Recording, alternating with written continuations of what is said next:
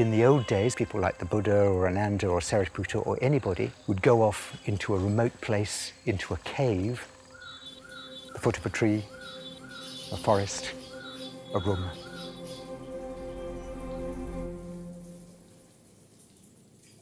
A stupa which is hollow, which people can actually sit inside and meditate, is the modern equivalent.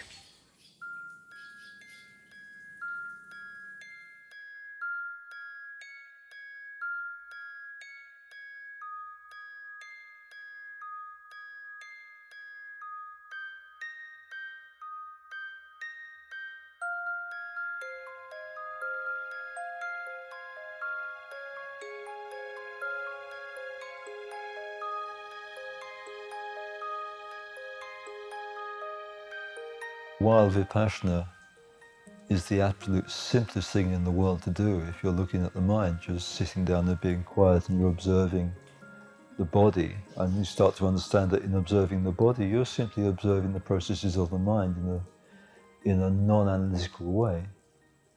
It suddenly is an extremely hard thing to do, and it's so simple. And this is the thing that so many of us are trying to avoid by always doing, but never confronting who we are inside.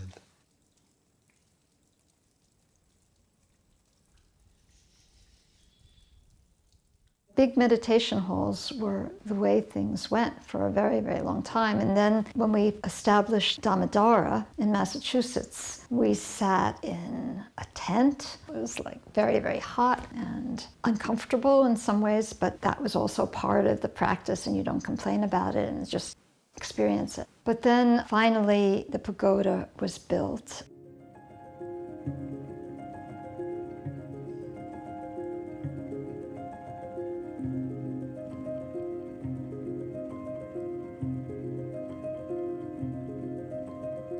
I just felt a huge difference in terms of privacy. Being able to have my own storms in privacy felt much better to me. When I would go to my cell, I would feel, whew, I'm home.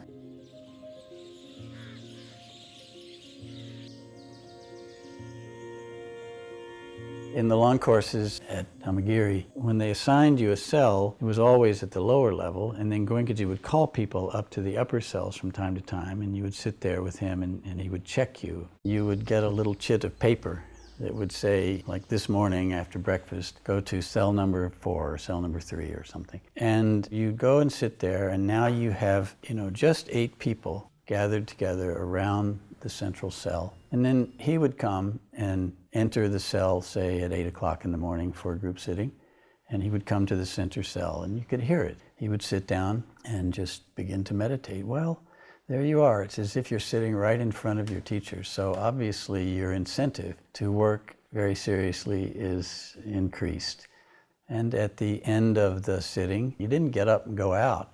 He would just keep you there, relax a little bit. And then he would start opening the doors, and you could hear them opening. Your door is coming soon, And as you opened it, he'd be sitting there in front of you. You're just face to face and meditating, and he'd meditate for a little while, and then he'd start asking questions, about what are you experiencing, and you'd answer. And eventually he would give instructions for how to work. That intensity of practice and, again, the location just somehow took all the ego out of you. You just couldn't walk around normally for a little while. It would take some time to sort of calm down from that. But sometimes it just was what you needed to sort of push you over a little ledge or a little hump or something, and practice would go so much deeper.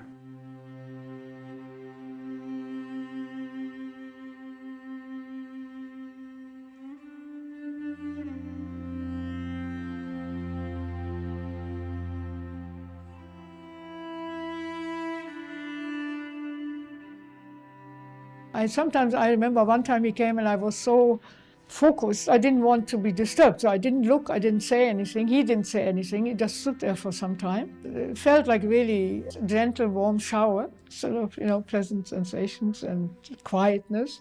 And then he just closed the door and walked off. Another time I was like, Mahadukkha. Okay, continue. This is extremely hard work, and it's not for the faint-hearted. This message will fall on ears that are receptive to hear it. It won't fall on everyone's ears. This is not a mass movement. Buddha didn't teach a utopia. But those who are prepared to withstand the rigors of what an introspective practice means, and with their own experience understand that the effort that they're putting in has a reward, it has immediate reward, they'll make that effort. I feel sort of like I have been thrown into a stream that's just like flowing. And there's nothing that I can do to stop that flow. But that has aided me so much, knowing that I'm just in this stream. And I'm quite confident that I'm going to keep marching on the path. You know, Goenkaji said to me, I remember it really clearly, talking to him, I said something, I was having a storm myself during a long course. I said, the only thing I got left, Goenkaji, is I take refuge in the Buddha, the Dhamma, the Sangha, and you as my teacher. And he said, that's the base. And then I kept hearing all this stuff he was talking about the base, this gratitude, this faith, this confidence. And I think development of that base has been everything in my life.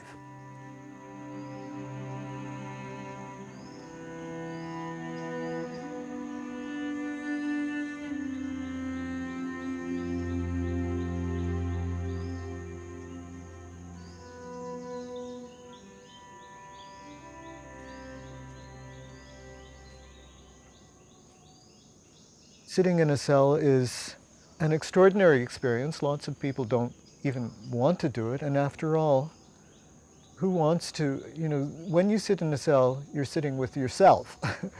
And most of our effort is to get away from ourselves, to distract ourselves in some way or another. And it's always a little scary to do that, to sit down and say, okay, can I really do this, or will I be bouncing off the walls?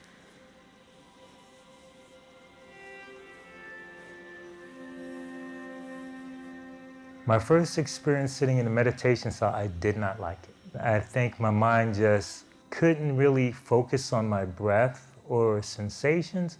My mind just wandered around the room. So it took me about a year from that point to go back into a cell and to really appreciate it. There's a chance when you're in a cell sort of to sink into yourself. I mean, we see this reality, this composed reality of ourselves, and we know that we're only seeing the surface. You know, even if we have some feelings inside, we know that it's a very superficial impression that we have. But in meditation, there is really the possibility of penetrating that to see an entirely different reality. In a cell, that's much easier to do. There's an irony to cells. The irony is you're much more alone for sure. That's the meaning, that's the value. At the same time, the cells, the way we have gotten them in our tradition, from Burma, from Goenkaji, from Dhamagiri, are a very specific kind of isolation. You're completely isolated, you can't see anybody, but you're sitting in a building with 100 of your friends. So you're not connected visually, you're not connected physically, you're not connected in any way that our normal senses have, but you feel connected. The circular construction of cells where you're facing other people and not contacting them is a remarkably creative psychological invention in which you feel alone together.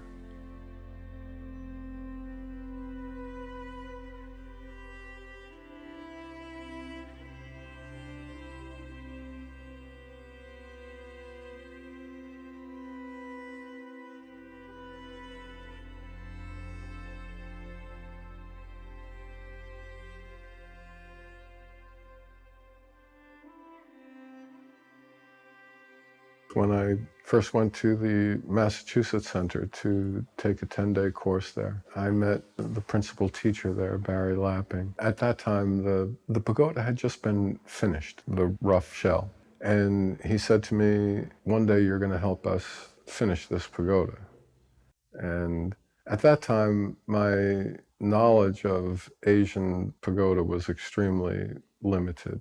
And I don't really consider myself to be a designer. I'm more of a counterfeiter. You know, I can go out and look at stuff and copy it or see how to improve upon it. So I explained this to them, and I said, you know, I would love to be involved, but I suggested to them that it would be worth it if I went to Asia to spend some time studying the pagodas there. But I found with these pagodas, the more I looked at them, the more lost I became. Like, you know, how did they do this?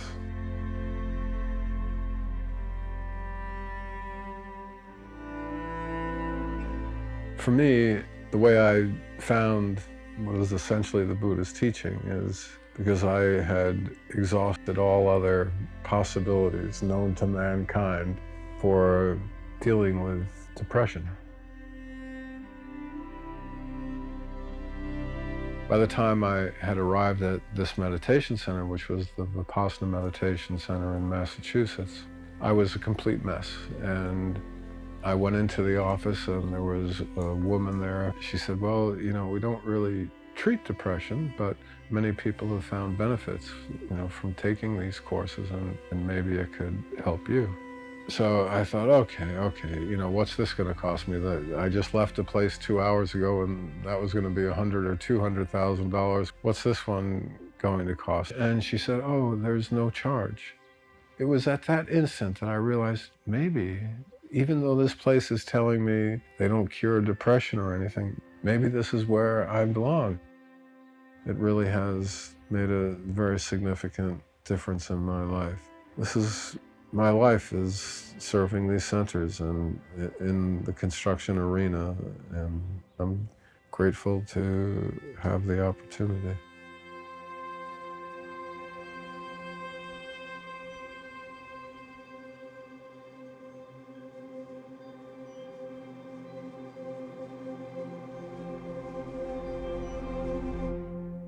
Years ago, when I first started serving, I was in Massachusetts. That center was brand new, and Goenkaji was coming every year for courses, and the whole question of the development of a center arose. It's the first time I'd ever thought about it, obviously. And as I worked on that, I became more and more aware of designs of pagodas from India, obviously, and the effect that that might have on people who were unfamiliar with the Buddha, with his teachings, with our tradition in New England, the northeast part of the United States. And it worried me. I felt like, well, there's great value in sitting in cells, but why have this imported foreign architecture? We say we're non-sectarian. All the questions that students still have. I had the opportunity in those years to talk to Goenkaji a lot. I raised these questions and I kept coming to him with pictures from books of round buildings in New England even, and say, look, you know, we could build something like this. It would fit right in the landscape. He listened, he kind of smiled indulgently. I could tell he wasn't convinced. And in the end, he always said, don't worry about it. You think there's going to be controversy. You think people will object. They won't. Their objections will go away immediately when they see these beautiful pagodas. Just leave it aside, you know. And as we went forward, even in Massachusetts, when we first got around to building the cell complex, we just built a square building and put off for the distant future the question of what would happen up on top there. We called it the pagoda. And yes, it had cells in a radial sort of circular design inside, but there was nothing up there for many, many years. We tried to put some extra structural support in the center of that building, great big heavy foundations and steel posts that went all the way up to the roof because we knew something big and heavy was going to have to go up there sometime. And the only way we knew to build pagodas at that point was these massive masonry structures like they were building in India, very highly labor intensive, lots of skilled work to make all the fine crenellation and whatnot. But we didn't cross that bridge because didn't know how. And honestly, in my mind, for many years, I had some doubts about whether or not that was the right way to go outside of Asian countries. But my mind changed eventually.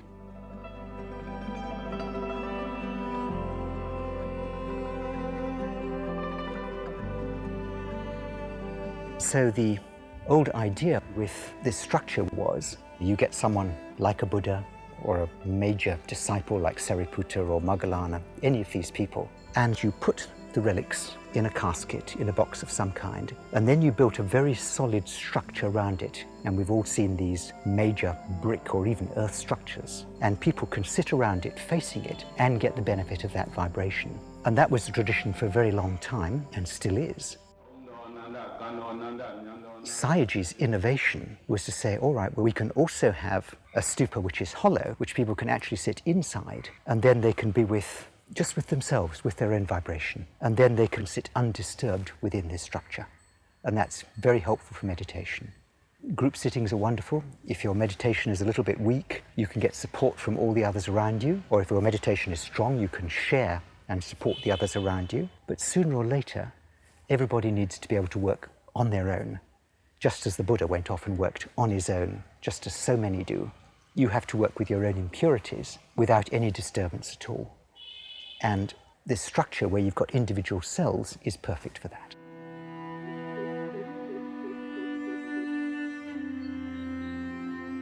Sometimes there's been times where I haven't been able to handle being in the cell. I've had to leave the cell and go sit in the Dhamma hall for support. This is a long process. It's the most difficult skill a human being can learn. This is such an elusive and subtle ability to observe oneself and learn these subtle abilities to perceive and how to be less reactive. We're hardwired to be reactive. We're hardwired to be distracted and not look inside. As an assistant teacher, I'm constantly giving advice to students. You should do this and you should do that.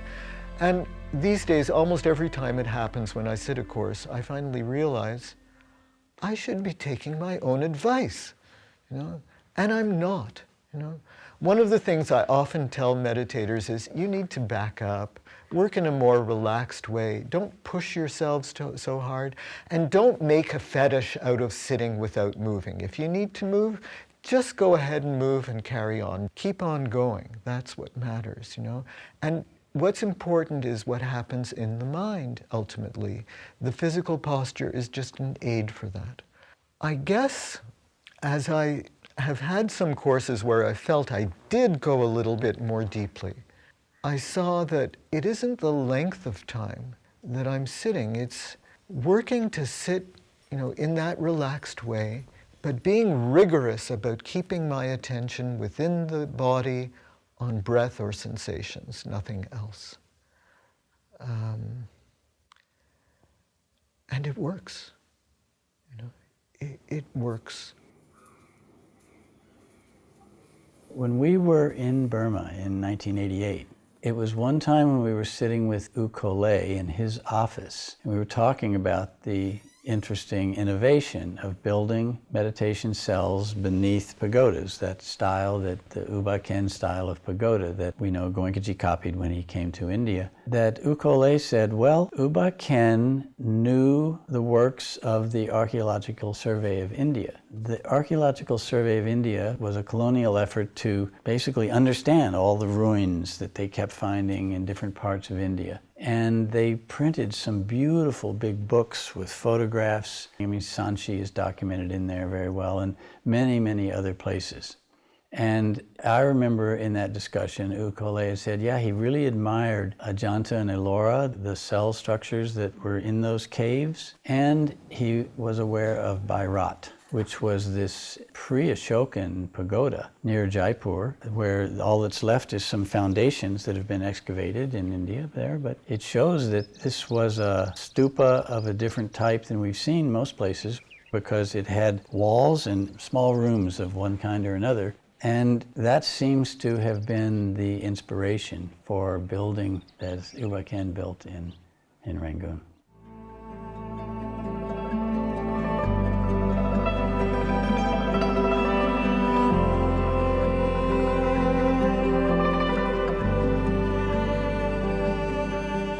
As the pagoda kept growing and growing, as the numbers kept growing at the courses at Dhamagiri, More and more rings of cells were built until there was this huge expansion with the little Uba Khen 8-celled pagoda on top. It was very much dwarfed by the later development of that pagoda, and Goenkaji decided at one point to add a second story upstairs. And inside of that, at the center of that now, was the original Uba Khen style pagoda. But over top of that, a much larger pagoda was built with a 60-foot diameter base, and it was in the style of the Shwedagon pagoda from Yangon. But as that construction work was being completed, Goenkaji, he started saying, okay, look, it's time to start meditation. Let's get some vibration going in this new construction. So go upstairs, start sitting in the cell. Just choose any cell and start sitting. So we would do that, evening group sitting. And I remember going up there the first time and expecting that it would be hard, that it would be a tough place to sit because it was just still so raw. You could still smell the cement curing. But, you know, half a dozen of us would go up there and night at sit. And I remember coming out and walking down after those sittings, and we'd look at each other like, what did you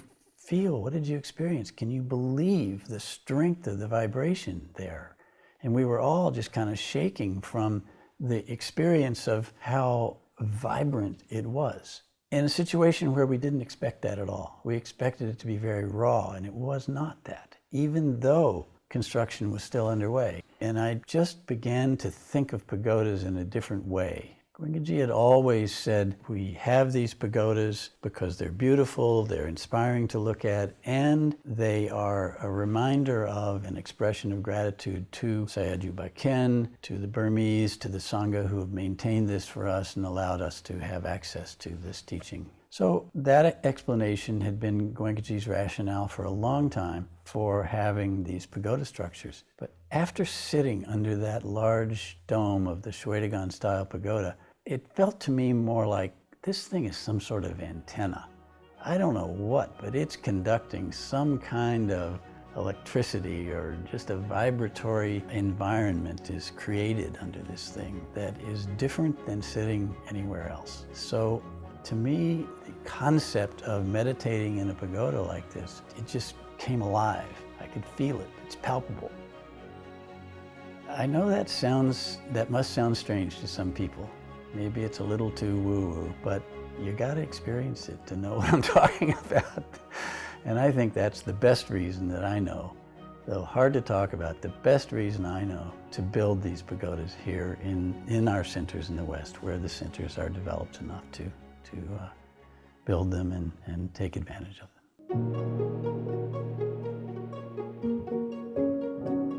This pagoda came very difficult. It's very difficult, you know. Once we are on the plateau, some structure was there. So then we cannot go further because another cell has to be little lower. Another cell little lower. So we had to cut the rock. Every time a ring was added, the rock was cut. So this happened like that. Slowly progress was made. Well, which is correct? Is it pagoda? Is it stupa? Is it zaidi? What is it? Actually, in Pali, there was the word thupa, and this word actually means heap or pile. That's all, heap or pile, thupa. In Sanskrit, this is stupa.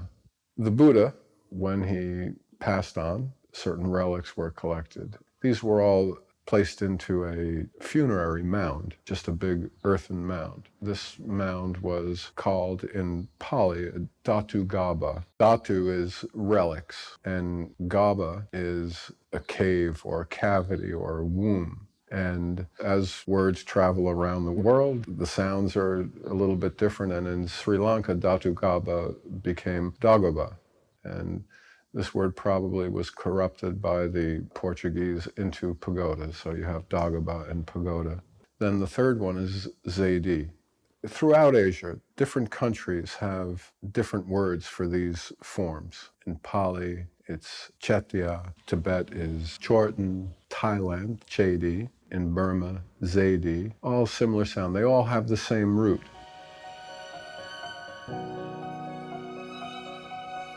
In Burma particularly, there's an elaborate symbology that's built up around all of the aspects of the form of the Burmese zaidi or pagoda shape. It's all based on the very central part of the form where there's a simple dome.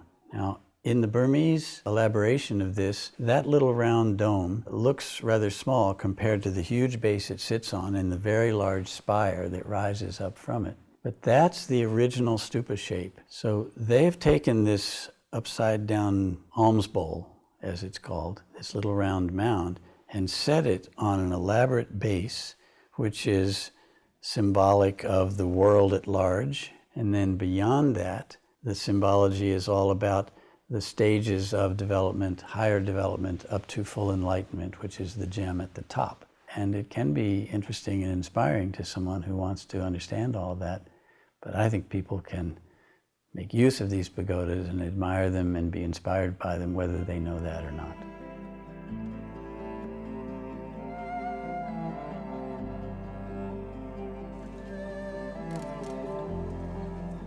In my opinion, the importance of having pagodas in the West is to give practitioners a place where they can practice meditation technique. So the question then becomes, well, okay, why don't we just build these square boxes and fill them with meditation cells?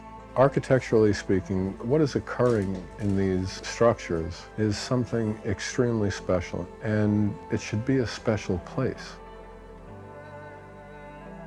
Whether we're conscious of it or not, we're all affected by buildings. And whether you like it or not, you're going to know that you're entering a very special place. And many people, you can see this in people. You can see them as they come nearer to a special building. We're trying to bring people to a more introverted place. No bright lights. You're already starting to get into this meditative mode. Everything is slowing down. Being in this industry, perhaps I'm a little bit more consciously aware of these than the ordinary person, but everybody is affected by this.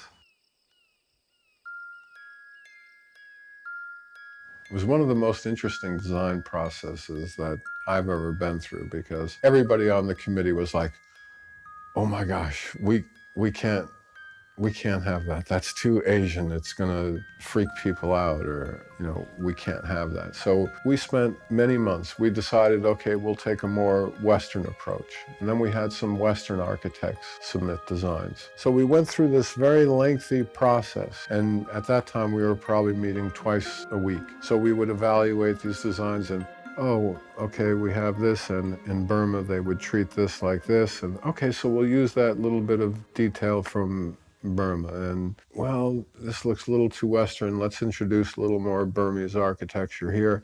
And after 6 or 8 months, what we came back to, we had gone full circle to the full Burmese design.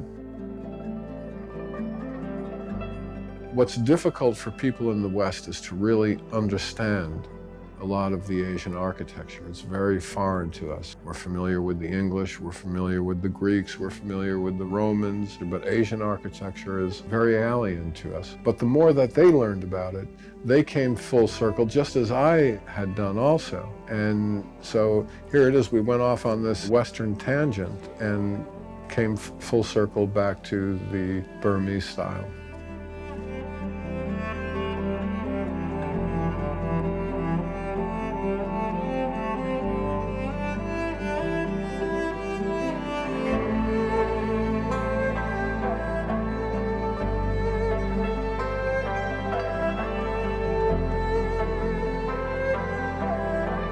When we aspired to put a zaidi on the top, and we realized that we couldn't do it financially, and we couldn't do it even physically the way India did in stone, we'd have to have an alternative material. In other words, a foundation to hold a stone structure on the roof would have been enormously expensive. So to crack that difficulty of cost, Jim and his team there discover a fiberglass method that is so authentic. Burmese from the ground here will not be able to tell, no one will be able to tell that that's not a stone zaidi. It's that genuine looking.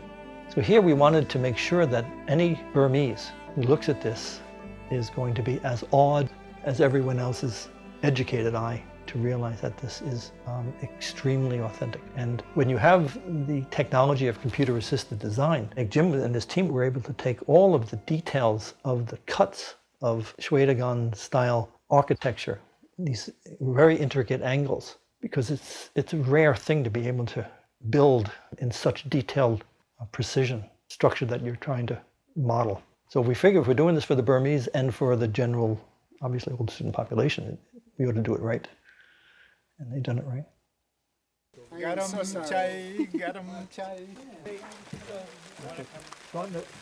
When we got the first piece up there, we got a little sprinkle.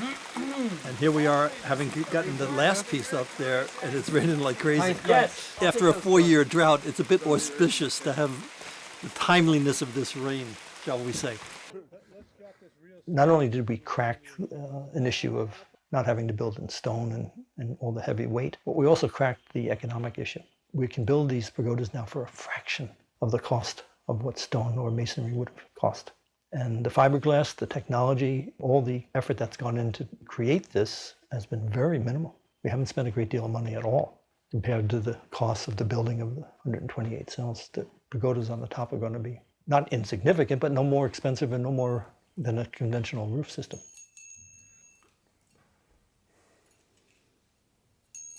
When I first saw the drawings, I was a little taken aback.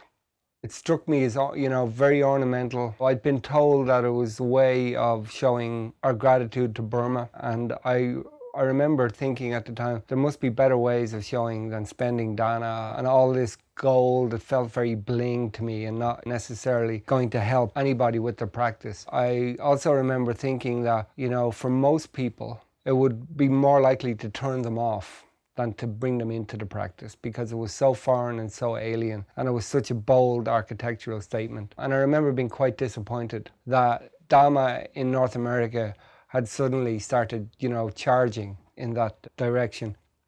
And we were in Mumbai in 2010, and we wanted to go and visit the Global Pagoda. And we got up before dawn, and, getting the train through Mumbai at that hour of the morning with people doing their morning ablutions on the tracks, and by the time we got off the train, we were feeling quite subdued. And the sun started to come up, and the air was really thick with pollution, but all of a sudden, through the mist, this golden shape just started to appear. It was quite ethereal to see it, and I don't know what it was, this feeling of reverence toward a shape and a form. And I can't explain it to this day. The building and the devotion it inspires in old students, that's one part of it. But really, it's the work that's going to happen in those cells. And people sitting alone and facing their own impurities and leaving course after course after course after course with their load that little bit lighter, and how they inspire the people around them to come. Really, that's going to be the benefit of this building.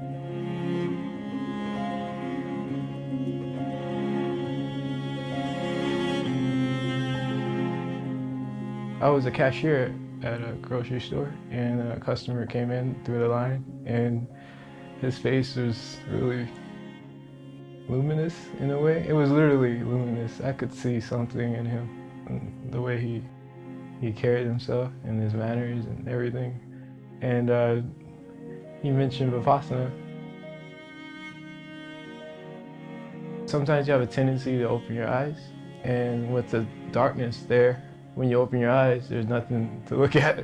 It's just like when you close your eyes. So, I mean, as far as that goes, it's like, the cell is great. I'm extremely grateful for having obtained Vipassana in this life.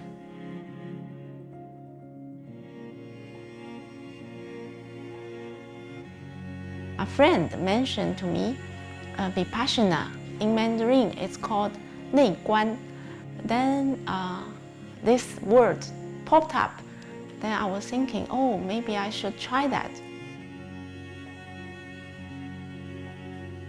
Now my ego is still big, but before Vipassana, my ego was huge. Yeah, most important of all, that I started to feel real happiness from inside. It's something I have never experienced before.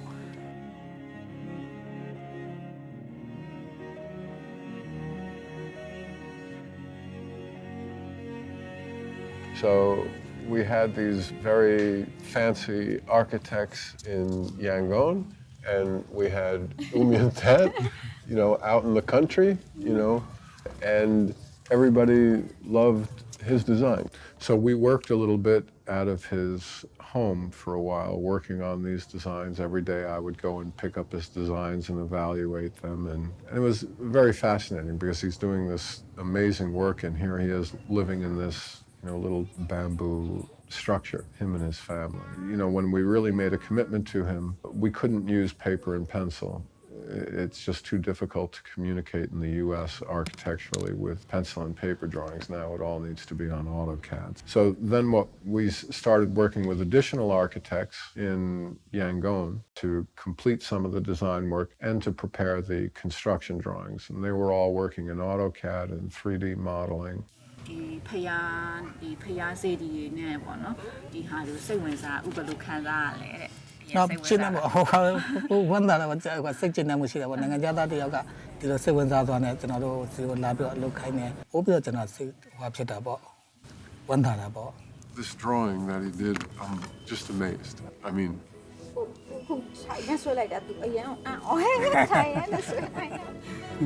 now How about you? I want to build this. 1 year? Yeah, me 1 year.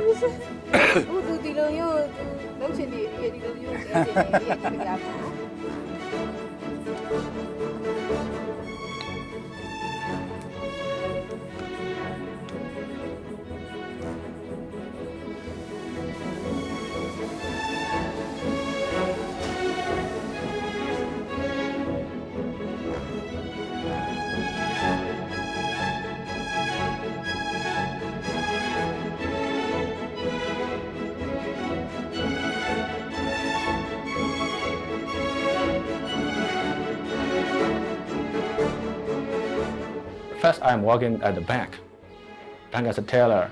I worked for 2 years to saving the money to buy the computer. After I have enough money to buy the computer, I quit from the bank. Actually, what I'm interested in is 3D. Some of my friends, they teach me. And then I learn from the books. That time, there is no internet, so we cannot learn from the internet. And within this 3 months, there's another of my friend called, he is an architect, and he called to me, can you do me some unusual 3D works like the banana or some kind of shape like that? It's difficult to do with AutoCAD. So, and yes, I can do it very well. And then when I started seeing Jim, I see him, he is very seriously working on his laptop. He just wait. So I feel more afraid of him. And then he started interviewing me just on the sofa.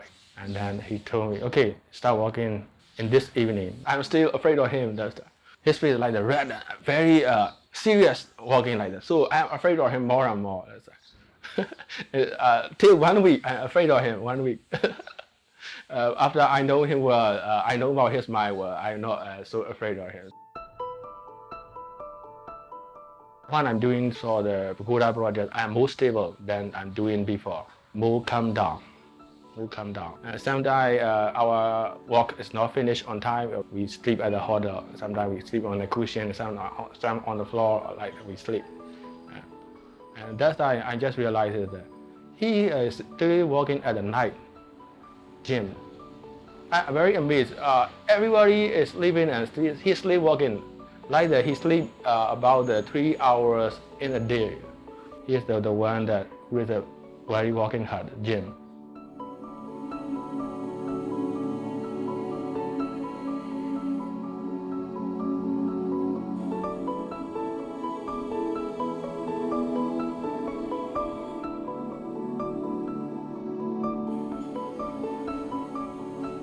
This entire process really involves 3 distinct steps. The first step is to create a positive of what we want to make. Most of the work that we're doing, the positives are made from cement. And the positive will actually be what you want the final piece to look like.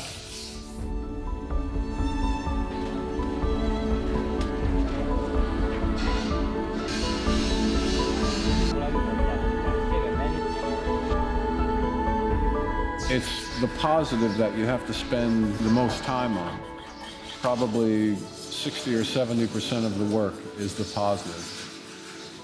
If the positive is not correct, if the positive is not true, or the positive contains defects, all of those problems will eventually show up in the final casting.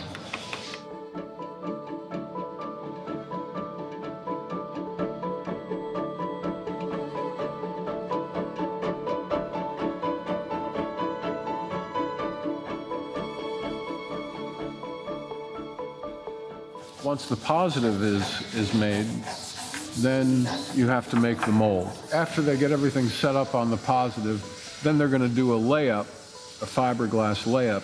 Then they'll go ahead and, on the backside of this casting mold, is a lot of steel, because here again, we need this mold to stay true. If this mold moves, it's going to show up in all the castings. When we go to put this octagon together, we're not going to have the right angles, and therefore it's not going to come together properly.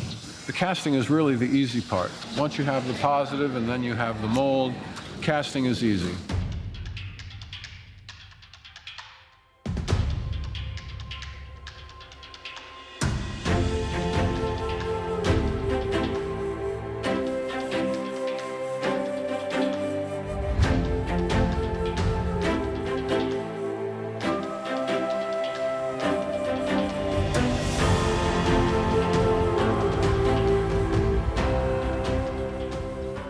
Mostly I am management in this project, also taking care of labor, and I started to work in this project 2007. When I hear that, I'm so glad. Take cleaning also I do. What can I do? I do everything for this project, yeah. During the whole process, there are people that have come and gone, and I think a lot of times people have this idea, well, if I leave, they'll have to close the factory if I leave, and of course that's not true, but if Tinsar left, we might have to close the factory. She just keeps things organized, keeps everybody in line. She's certainly my main translator, so pretty important role, but her job is probably the most difficult one.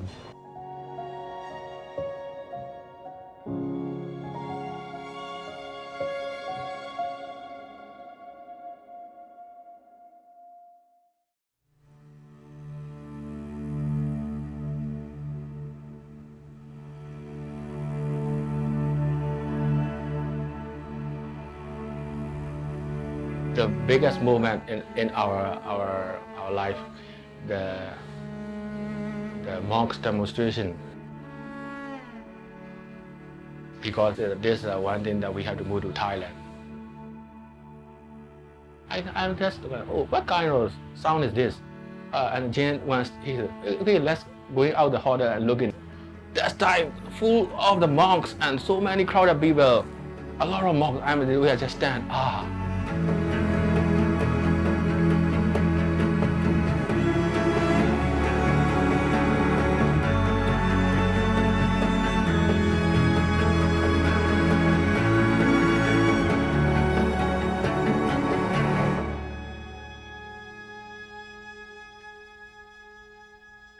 And then next 3 days, still Myanmar situation is very worse. All shops are closed.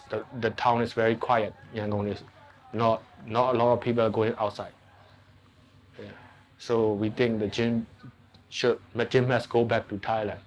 About 3 weeks, Jim called us to Thailand because we cannot work in Yangon anymore because the government not allow the foreigner to give the visa. So Jim cannot come back to Myanmar.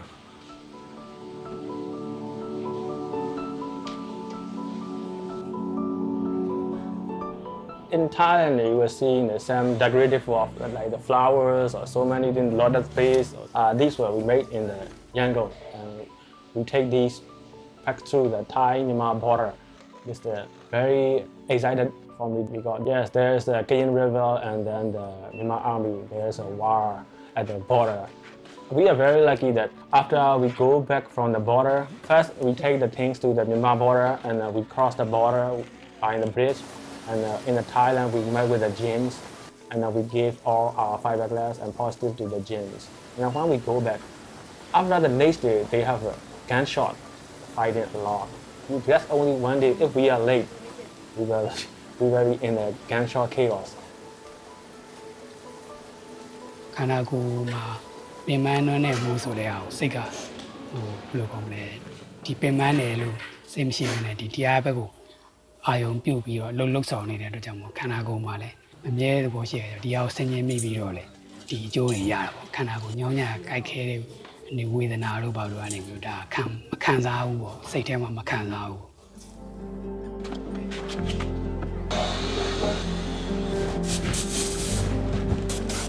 In the 60s and 70s, everything went up for grabs.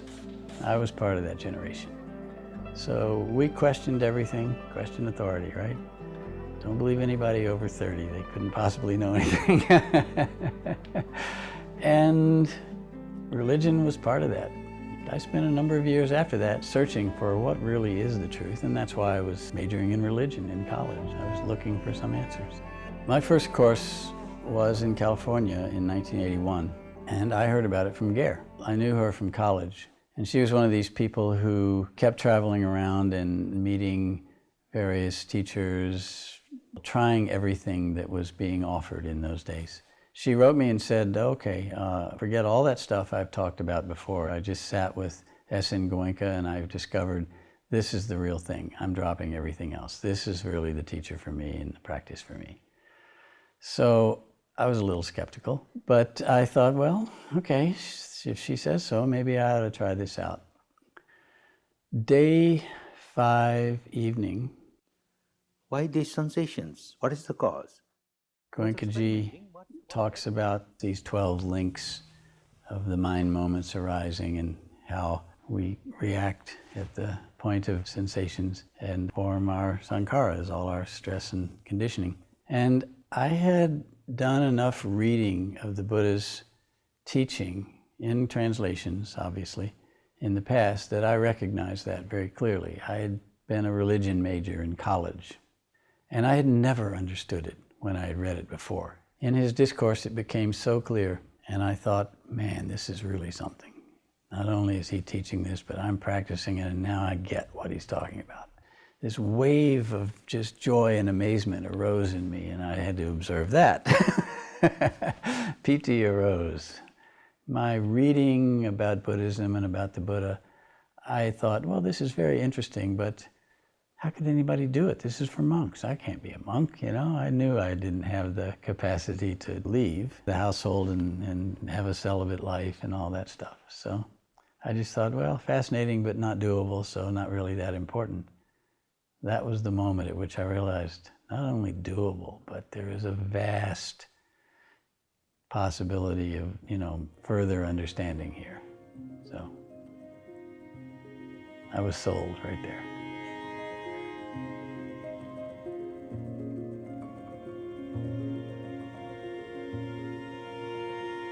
For me, it's just completely transformed my life, as it can for anyone who really practices.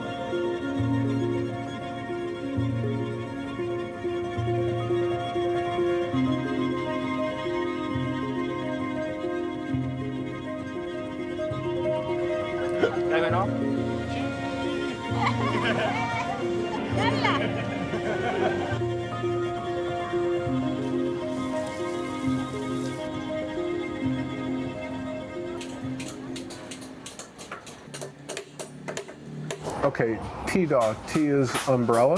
Da is sacred or royal. Sacred umbrella. Right? So right now, we're at what I call T-Da Central. Typically, these will hold up for 5 years or 10 years, and I prefer to see something that's going to last for 50 or 100 years. The second possibility is stainless steel, red oxide, Cis-A. If you put outside. If I put outside, which one is going to be better?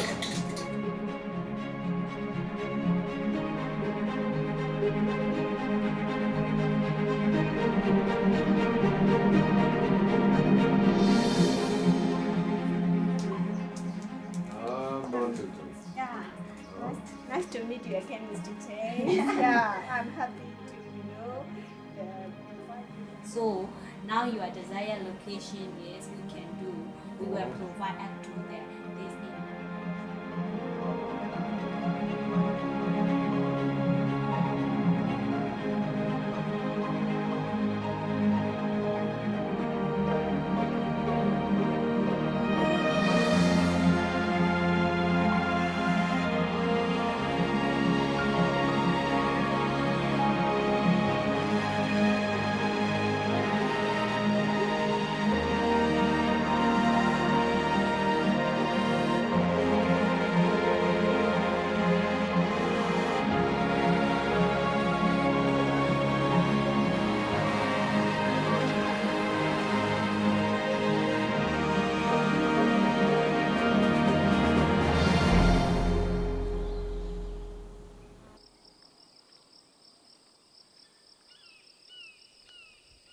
Just given the unusual nature of these buildings, plan checkers look at these and they're like, you know, they've never seen anything like it. They don't even know how to plan check it. And, you know, there is a natural resistance to anything foreign. In the case of the California project, it took us a year and a half before we finally got all of our approvals from the different jurisdictions. That was the longest I've ever spent on acquiring a permit. These plan checkers, they're all familiar with basic floor plans. Here, we're introducing a floor plan that they've never seen anything like it before. You know, these building departments who are reviewing these, how do you explain to them you're putting up a building and you're going to build 150 closets and people are going to sit in these closets? You know, this is just very unfamiliar to them. So the immediate reaction is, oh, you can't do that. And we explained as far as the individual meditation cells go, they were just like, you know, at a university where you have these individual music rooms for, you know, students to practice, or individual carols for students to study. Same thing. We knew that technically speaking, what we had come up with was acceptable in terms of the code. A lot of this was just emotional reaction to something very foreign to them. And they really fought us. They gave us a very difficult time. And the problem that we were finding was we were writing our responses out to them, getting support for it in the building codes. We suddenly realized after a year, you know, they're not even reading this. You know, they're just reacting. So what we ended up doing in the California project was we put together a video. In early 2009, the California Meditation Center plans to begin construction of a pagoda which will be the first of its kind in the U.S. Those wishing to take courses are carefully screened by management. Students just learning the technique are limited to study only in the meditation hall, where instruction and practice are given in a group format. Only after students become proficient in the technique are they permitted to use the pagoda. Activities within the pagoda are limited and safe. Students enter their assigned carol, listen to instructions over a public address system, and for the next hour practice what has been taught. Occupants need travel no more than 73 feet to reach the exterior of the building. The building is still completely evacuated in under 45 seconds. And, you know, after 15 months of arguing with them, we sat down, we showed them the video, and they said, okay. 1, 2, 3. We have to slide this over, and this is in the way. This is the final sheet of the section. This came from Burma just yesterday, actually, and this is what we're working to. We got 2 4s, a bunch of 2 4s, a lot of them, and it's 6 6s. The plan it seems to indicate as they would follow that angle. There's nothing following that. No, that's a right angle right there. Yeah, there's no. So you just butt into that.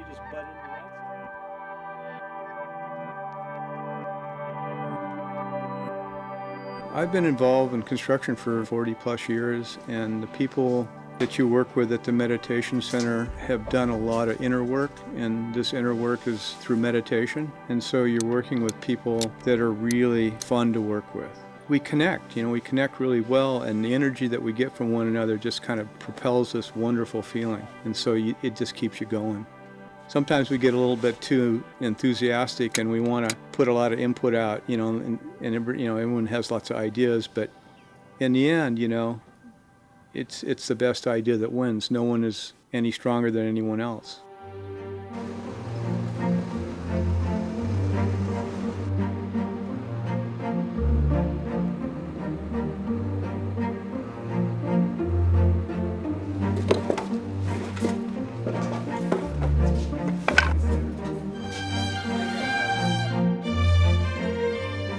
I was new to Dhamma, and I just felt it was more for show. I didn't understand what I understand now, in that we are bringing people to Dhamma. It is for show, but that's the least of it.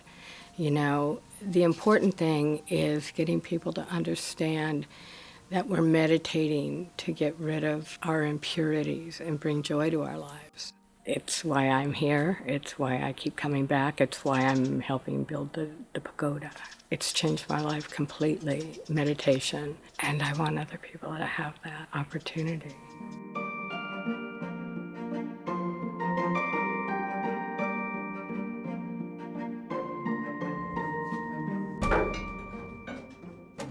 This one's almost lined up.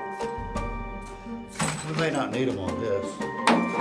Get outside the rim of it. There's something wrong. Something isn't right. We're outside the rim. The pagodas may turn out to be a kind of unifying symbol among the tradition of Vipassana as it's come down through this lineage of teachers. We'll see.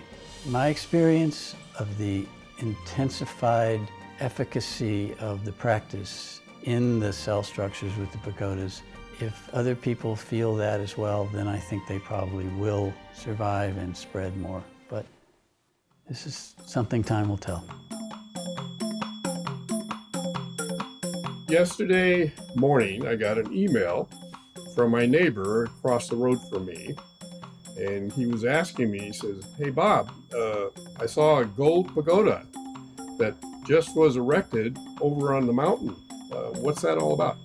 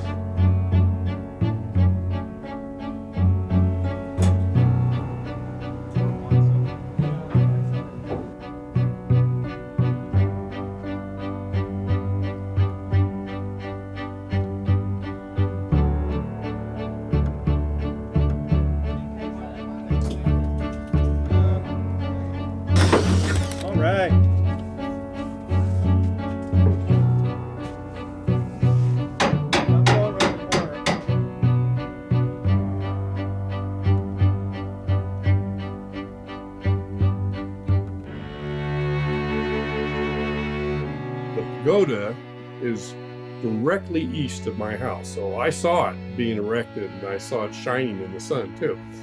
So I told Bob that I'm the unofficial mayor in North Fork. Of course I know what's going on here in North Fork.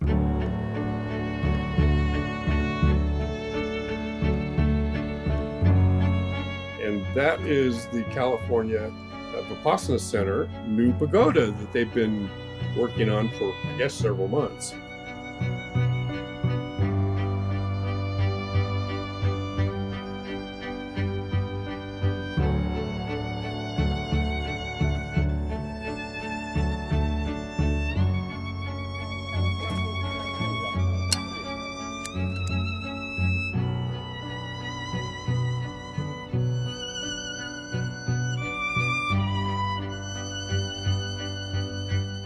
But there it is out there, and it's gold in the middle of all these green trees, but it's a beautiful pagoda. It's unusual.